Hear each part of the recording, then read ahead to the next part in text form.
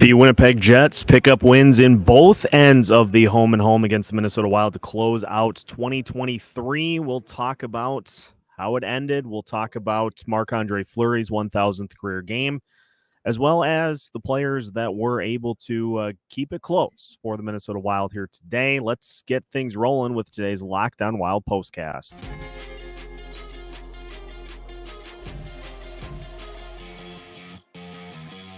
You are Locked On Wild Postcast, part of Locked On Minnesota on the Locked On Podcast Network. Your team every day. Welcome into today's Locked On Wild postcast, the final postcast of 2023, as the Minnesota Wild come up short 3-2 to the Winnipeg Jets here today. Now, the play was better than it was yesterday, but it's still the same result. The Wild lose in regulation to the Jets, and it ended up being kind of a loss of composure there in the third period, I should say, for the Minnesota Wild. They just were not able to let a 2-1 lead hold, and the Jets scored 2 straight goals to come away with the win. And for the Jets now, they beat the Wild in both ends of this home and home, and I mean we knew kind of what sort of game it was going to be right off the drop. Then because Pat Maroon fought with Adam Lowry, and so we knew what kind of a game it was going to be. And I thought for the most part, the Wilds were able to kind of mix in throwing the body around with trying to get shots on net. First period was a much better start today than it was against Winnipeg yesterday. But it just seemed like once Winnipeg got that tying goal that they were able to just kind of take the game into their favor, and the Wild never really got it back. And you get those 2 goals late in the third period, including the one on a delayed penalty in which you've got a few Wild players that just straight up stopped skating. That's the composure kind of stuff that you just can't have in these types of games. We talked all week leading up to these matchups against the Winnipeg Jets that if the Wild are going to get themselves back into the postseason conversation, you got to start beating the teams in front of you in the standings. They've beaten plenty of teams that are behind them in the standings, but you got to start getting even and beating those teams that are above them in the division standings and in the Western Conference standings, and the Wild weren't able to do it in either game. Now, obviously, big picture, you don't have Kirill Kaprizov in the game.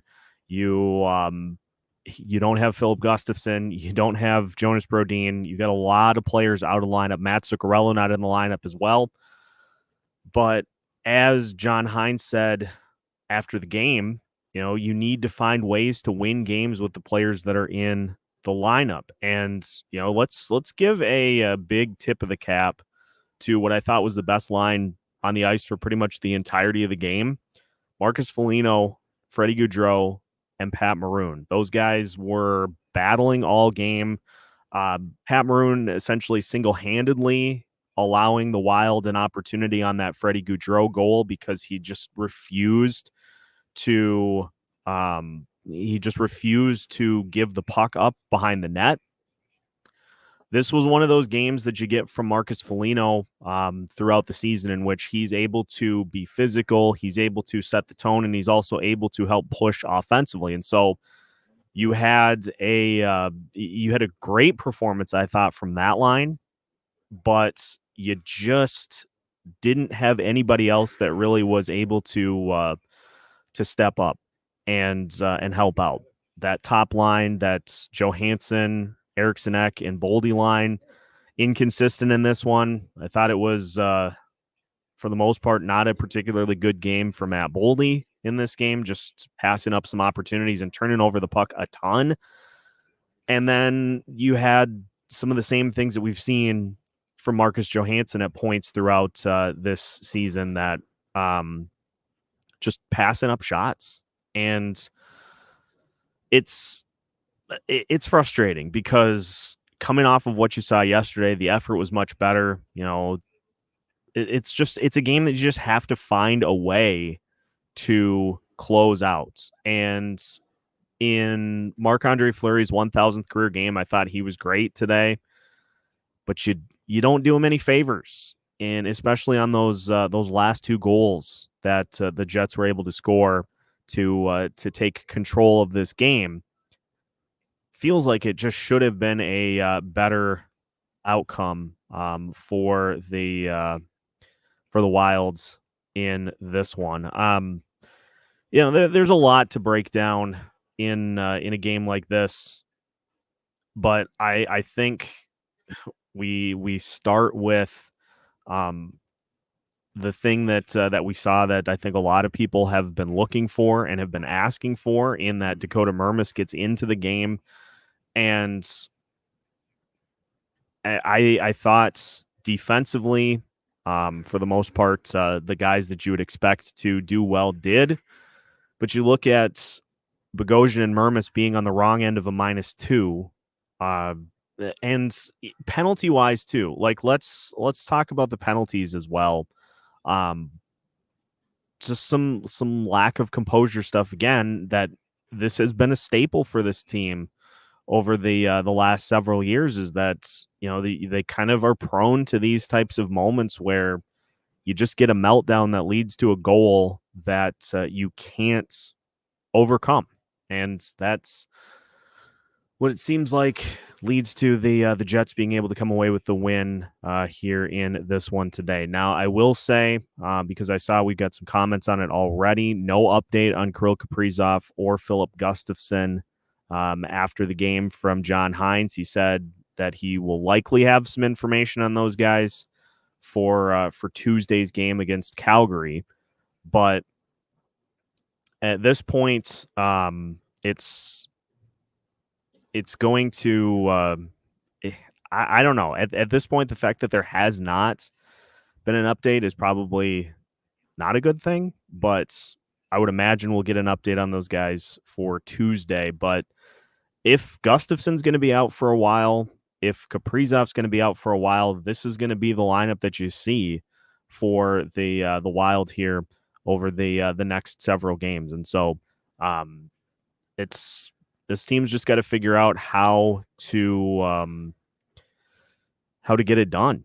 And another thing I think that is kind of frustrating in this one too is you have Ryan Hartman score what would have made it 2-0, but then the goal gets waved off, and the Jets are able to get the tying goal, and it kind of seemed like they stole momentum away at that point. And so it's not the way I think anybody had hoped that 2023 would finish. And now you finish the month of December 9-5, as opposed to 10-4, maybe at the least. It's disappointing in how these last two games played out, to say the least, because there were chances in this one, and it just seemed like the Wilds kind of were not able to compose themselves enough to come away with the win here in today's game. So we've got a lot to get to here. We'll get to your comments. We'll rehash on the injury situation. We'll talk about a few other things. And we will continue to recap this one in today's Locked On Wild postcast, final postcast of 2023. So we have a ton more on the way, and we'll continue to recap this 3-2 loss for the Minnesota Wild against Winnipeg on today's Locked On Wild postcast after this. Today's Locked On Wild postcast is brought to you by FanDuel. And as we close out 2023, the NFL regular season is wrapping up. But there is still time to get in on the action with FanDuel, America's #1 sportsbook. Right now, new customers get $150 in bonus bets guaranteed when you place a $5 moneyline bet. That's $150 in bonus bets, win or lose. FanDuel is incredibly easy to use, and there are so many different ways to bet, such as live same-game parlays. You can find bets in the new Explore tab. You can make a parlay in the Parlay Hub, and more. Minnesota Vikings hosting the Green Bay Packers here tonight. So if you feel as though the Minnesota Vikings are going to come away with the win, that's a good spot to start. And then you can go for some parlays, such as receiving yards for Justin Jefferson. Jordan Addison expected to play, so maybe you feel lucky about him scoring a touchdown. All good options for you with FanDuel.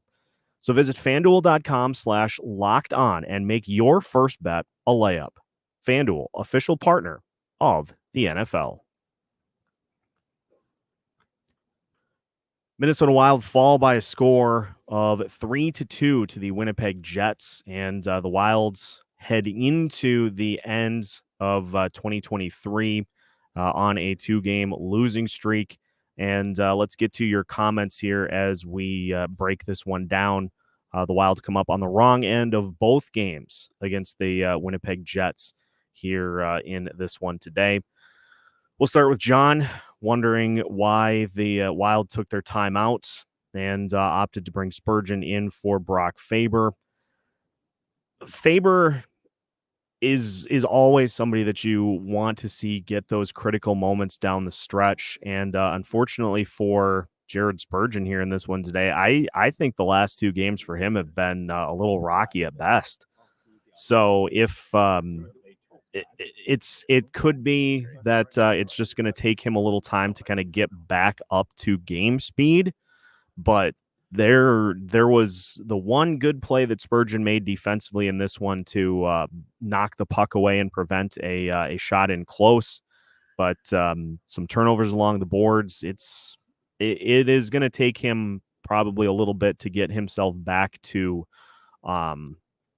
where he's been at over the last few years. So that was frustrating. And then, let's talk about maybe the play of the game, or what would have been, maybe even the play of the year, had Brock Faber been able to score on that goal where he weaved through the entire Winnipeg Jets lineup and just had the puck kind of roll off his stick. Marcus Foligno, had he been able to get to the net like a second earlier, is maybe able to tap that thing in, and the Wild then would have had the tying goal at 3-3. But I think you see those types of things, and I was happy at the fact that in that late game empty net situation, that Marco Rossi is one of those guys that John Hynes had out there. Would it have been nice to have Faber out there as well for the entirety of that sequence? Yes.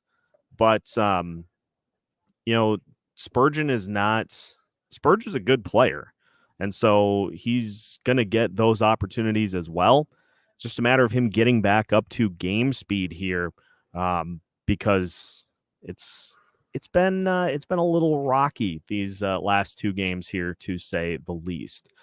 I'll rehash for Nathan joining us here. No update on Kaprizov or Gustavsson, but John Hynes said after the game that he hopes to have an update on both guys for Tuesday. So we'll keep an eye out and see if we are able to learn anything as to what sort of timetable we're looking at for both of those guys. If both of them avoid long-term injured reserve, how much pain we can continue to suffer here throughout the course of this season. We should have an update come Tuesday for you on that.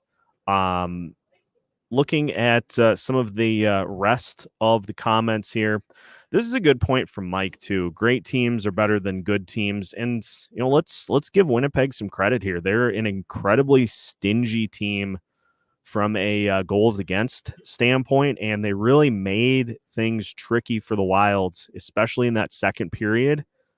Really made it tough for them to get into the zone. They blocked a ton of shots here tonight.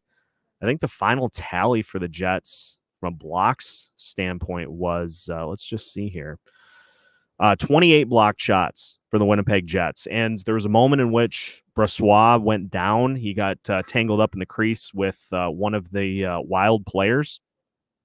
Jets just walled off the net and the Wild were not able to take advantage of the goalie being like face down in the crease. And so, Jets did a great job of closing off a lot of those areas because Hartman's goal up high past the side of Brossoit's head seemed like there were opportunities to beat him up high, but the Wild just not able to get opportunities down the stretch to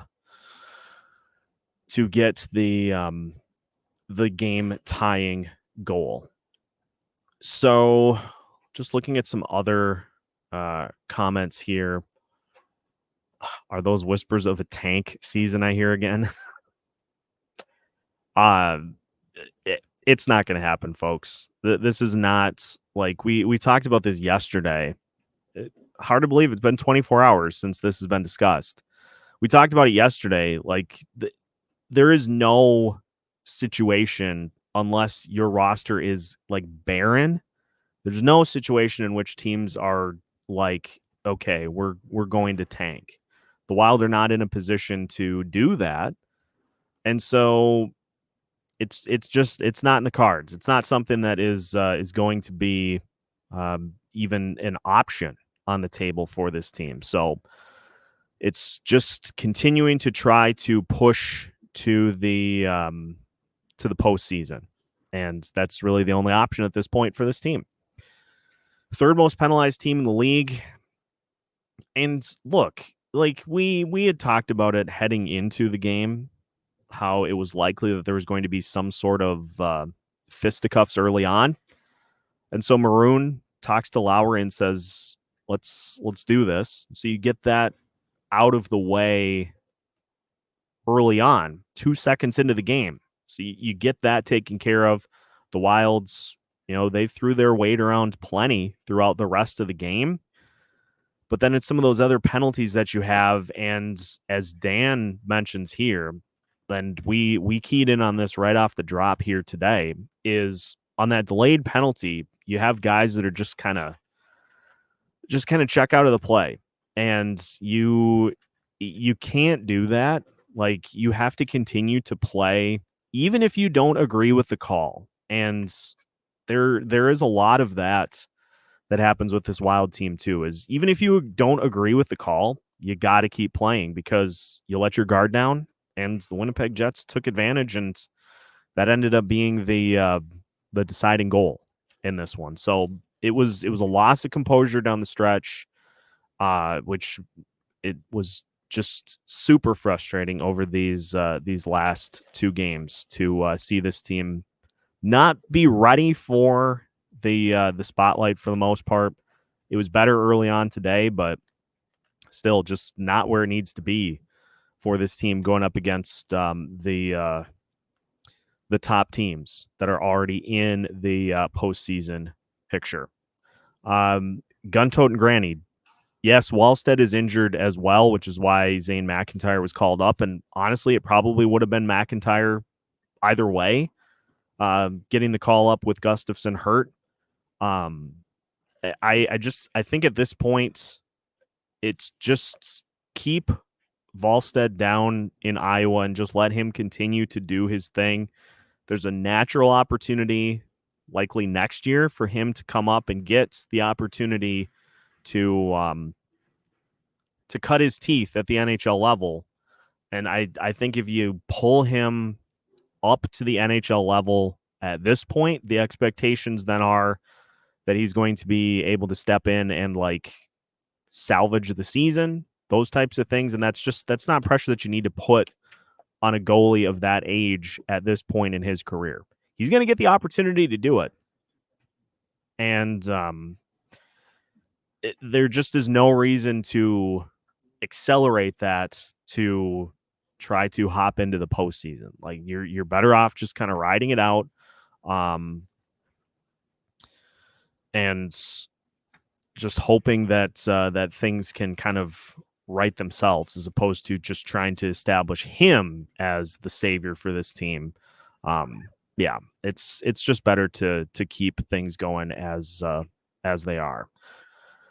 Jason joining us. We're playing decent with a quarter of our team hurt. We just need to get healthy and stop taking the stupid penalties. Yeah, this is spot on. I'm trying to take more of a optimistic approach after yesterday's game. This is the reality of the situation, is that if the Wild can keep themselves in the conversation, get Kirill Kaprizov back, get Jonas Brodin back, get Matt Zuccarello back, get Filip Gustavsson back, that's when they're going to be at their best opportunity to try to make a run. And so for now, you're just trying to kind of float and hope that that is enough to keep you close enough when you get to, say, March, say February, to be able to continue to push. And that's about all the Wild can do at this point, is to just keep pushing, and just hope that some breaks go their way as well. The Barflies, how many more years for the Parise and Suter contract buyouts? So this year and next year are the big ones. And then after that, then it goes down to like 1.5 million total for the two.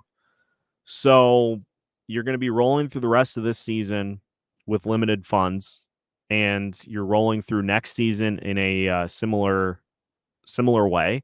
But you got some money coming off the books this offseason going into next year, which will allow the opportunity to get some different players on this roster. But yeah, it's going to be tight the rest of this year and next year too, unless the Wild spend a chunk of the time dealing with the long-term injured reserve, which is nothing that anybody should want, because the players that would be lost at the expense of having that money available are all good players. So it's going to be tight for these next few games, or these next few seasons, I should say, these next 2 seasons, and then you start to get some of that back, and can get back on track. Wild Crush 44. I'm not too worried. Look at the guys we have out. You'd like to get 2 points, but I think they regroup and get back to good hockey. This was a learning experience for the Minnesota Wild over these last 2 games. Is you have to elevate your play to beat teams like the Winnipeg Jets, to beat Colorado, to beat Dallas. You got to elevate your play. And so there still are, at this point, 47 games left in the schedule. You're not going to go 47-0. You're not going to go 0-47, but somewhere in between can either be a playoff spot or not. And that will be entirely up to this team to decide on how the rest of the season plays out. Looking at some other comments here. This is a good one from Quadrum. This is one of those games where we needed a goal from a star player. Sure, Kaprizov's out, but Boldy and Rossi needed to get one. I think this is very spot on. This just felt like a game in which you needed a goal from Matt Boldy, or somebody on that top line to be able to tie it up or be able to add to the lead in the third period. The third line doing the heavy lifting offensively is great, but when it's the only line that really is able to do anything, that's a problem. And so the fact that those guys on that top line, inconsistent, ton of turnovers, not having Kaprizov up there hurts, and you need somebody else to be able to help offensively, and the Wild just they did not get that here in today's game. So that's why they lost. And if they can get just some better performances from their top 6, that's going to go a long way. This is, I think, one of the most frustrating parts about these 2 games, as James notes. You held the Jets' best line to 0 points and lost both games. That's miserable. Like, if you would have told me before either of the games started that Mark Scheifele would have no points, I would have said the Wild win both. And they lose both, which is just another wrinkle to why these are frustrating games. Why these two games have been so frustrating is you do what you need to do to hold a lot of key Jets components in check, but then Nino Niederreiter goes nuts. Or today, you have a couple of goals back to back that you just can't afford to give up, and that ends up being the decider in the game. So, and Bob is accurate here. We need 60 minutes from everyone, but there were like 7 to 8 passengers. That's also very accurate. And that speaks to, I think, a top 6 without Kirill Kaprizov. It's hard to put all of that on one guy. So there's a lot. There's a lot to take from this game, both positive and negative. But in order for the Wild to win these games, they're going to need consistent scoring from those top level guys. I'm glad Guntote and Granny mentioned this, because this was very evident throughout the course of the game, is that Brandon Duhaime wanted to go with somebody. Like he was zipping around the entire game. He had a handful of hits that he levied against the Jets, but just never got the opportunity to be able to throw down. He had 4 hits in 11 minutes here today, and just didn't get the opportunity to throw his weight around a little harder in this one. So it's just one of those days that he doesn't get the opportunity to throw hands. So the other thing too, James. I'm not sure if James is a Wild fan or a Jets fan. If he's a Jets fan, props to coming in here and having an actual dialogue and a conversation, as opposed to what happened yesterday.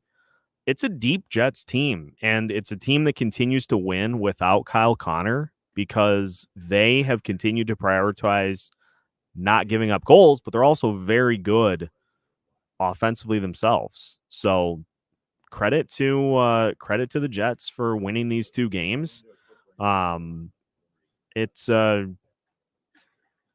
It was exactly what you needed if you were the Winnipeg.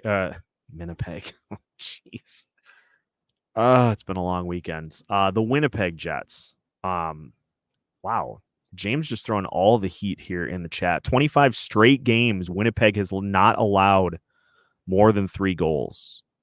That's impressive, and that's why they are one of the top 3 in the entire NHL in terms of goals against. It's not a fluke. It's what the Winnipeg Jets do. It's who they are this season. So a lot of frustration, but at the end of the day, let's keep the big picture in mind here, that you're dealing with having some pretty major pieces out of the lineup, but at the end of the day, you still have to figure out a way to come away with wins. So Wilds lose both.